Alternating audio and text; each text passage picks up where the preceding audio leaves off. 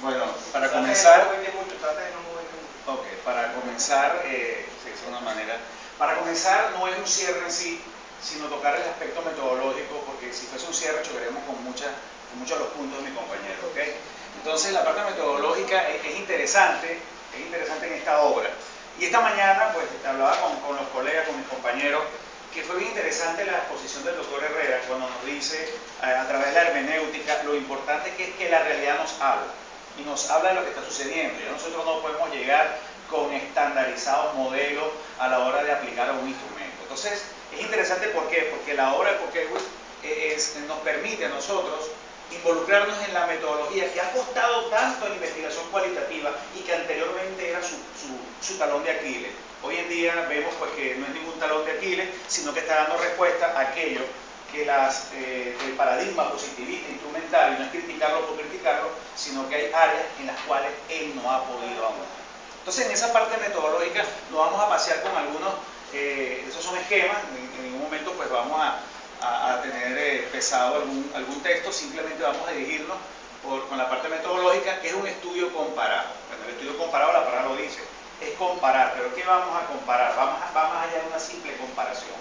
Vamos a escudriñar y vamos a ver tanto diferencias como similitudes, que posteriormente vamos a tocar. ¿Cuáles eran las similitudes y cuáles eran las diferencias de esos países que mis compañeros anteriormente habían expuesto? Es interesante hablar del estudio comparado porque él va a ser útil cuando deja de ser simple y sencillo, cosa que le conviene a aquellas personas que están o son las autoridades o es el gobierno y tienen capacidad de tomar decisiones. Pero cuando se les perturba el significado, por ejemplo, de lo que suele ser un problema y de lo que suele ser una solución, ahí comienza entonces el debate. ¿El debate cuál? Bueno, poder y conocimiento. ¿Quién tiene el poder? ¿Quién tiene el conocimiento? ¿El poder legitima el conocimiento? Pues evidentemente que sí. ¿De qué manera lo legitima? Cuando el poder le da la opción al conocimiento de extenderse. ¿De qué manera? De dominar. De dar respuesta simplemente a un estado de gobierno. Entonces ahí es donde hay el juego, es un juego interesante de palabras, no de palabras, perdón, sino de dos posiciones bien importantes, poder y conocimiento. Los estudios de caso, metodológicamente, vienen a ser el método que se utilizó en esta obra de Pokewicz. El estudio de caso es aquel que se va a analizar y se va a aplicar de manera coherente, sistemática, utilizando lo que llamamos entidades teóricas, que son los constructos que vamos a obtener en el camino de la investigación. Es decir, nosotros no vamos a llevar variables y vamos a llevar alguna hipótesis porque serían supuestos nada más. En cambio aquí la construcción es activa, metodológica, cambiante. Así lo plantea Pokewicz. Y está inmersa o basada en una teoría social ya por eso, ya planteada por mis compañeros, pero interesante porque en la teoría social voy a nombrar un autor que en esta semana, en el transcurso del debate con el grupo, que es Rodolfo Stavenhagen, cuando plantea y habla sobre por qué la antropología ha tenido fracasos constantemente cuando permea la parte social. Y él habla que casi siempre en el estudio antropológico se estudian son los extractos bajos. Es decir, vemos la parte cultural de una etnia, de una tribu, pero poco se hace la investigación a nivel de extracto superior. Es decir, ¿por qué las autoridades o el dominio de un gobierno tiene esa dinámica que es perenne, poco cambiante y que se sigue manteniendo a niveles de extractos altos?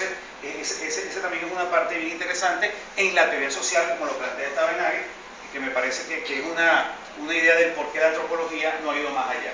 De hecho, cuando leemos a Pokewicz en la obra, él plantea el autor, y Pereira, porque son los dos, plantean lo siguiente: las investigaciones que hay a nivel de estudio comparado, no es que sean pocas o muchas, sino la profundidad a la cual no han podido llegar. Y son pocos trabajos de estudio comparativo que han podido generar teoría y han hecho un corpus más epistémico y lógico y llegar más allá de ese cuerpo solamente epistémico y lógico, sino profundizar más en la realidad.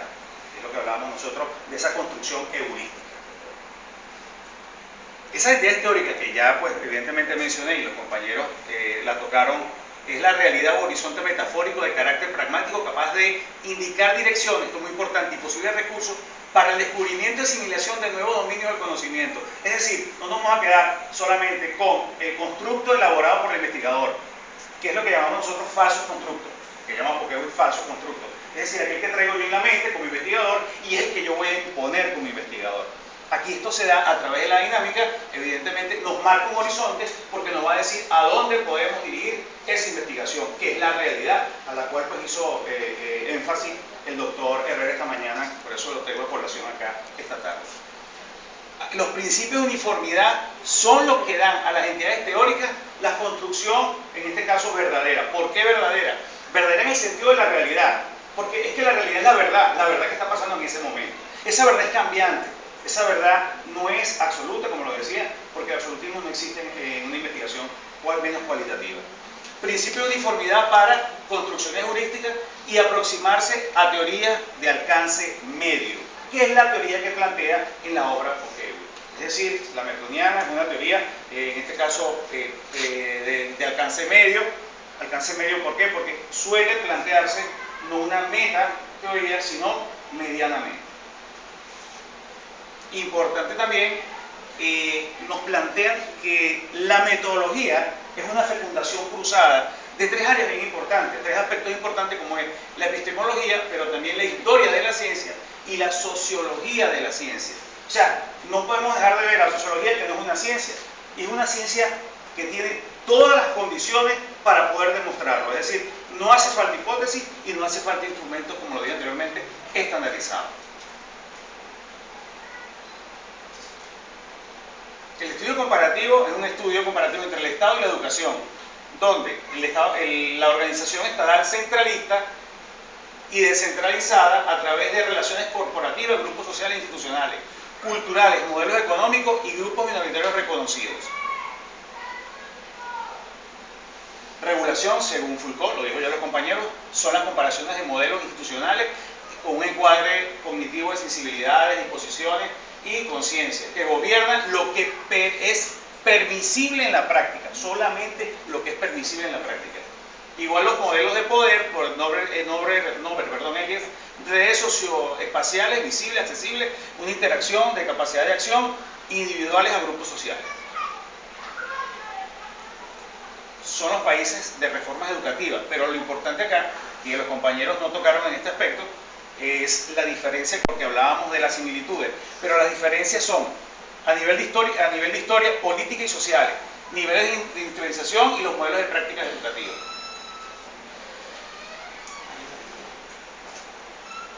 Algo importante que plantea Pokéball, que de verdad es donde yo me quiero detener acá también, son en lo que se dieron cuenta muchos de los colaboradores de la obra, porque la obra son dos autores, pero tienen una gran cantidad de colaboradores, de los cuales les afirman que las exportaciones no son solamente exportaciones de recursos materiales, sino también de estilos de razonamiento, los cuales tienden a clasificar, colonizar la mente a través de discursos nacionales, que es lo que decimos, qué es lo que hay detrás del discurso.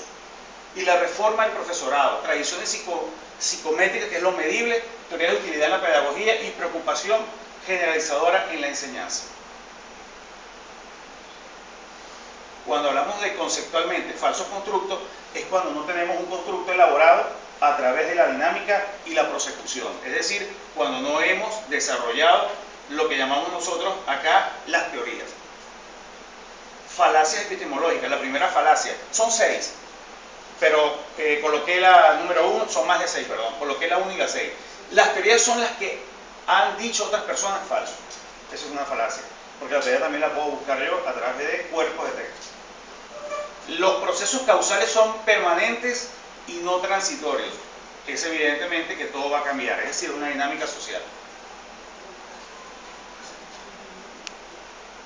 El componente histórico aquí marca un aspecto importante cuando hablamos de gubernamentalidad, porque el Estado ha evolucionado mediante un Estado de justicia que era solamente la marca del territorio, era el territorio de fronteras, y actualmente tenemos un Estado de gobierno donde las masas son las que se toman en consideración, es decir, la densidad poblacional.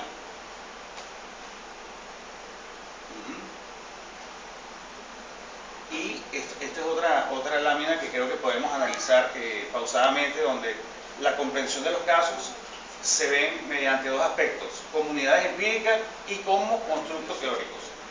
La primera nos dan los casos se encuentran, los casos son objetos, los casos se construyen y los casos son convencionales. Para Pokewitz, el punto 3 y 4 son los que más se relacionan. Y bueno, la investigación científica se concibe como una actividad social, que es mucho más que un cuerpo epistémico-lógico, son construcciones históricas de la realidad aprendida como un proceso de reconstrucción, genealogía racional de ideas dentro de un marco de tiempo y espacio. Y quisiera yo, no sé si podemos tratar de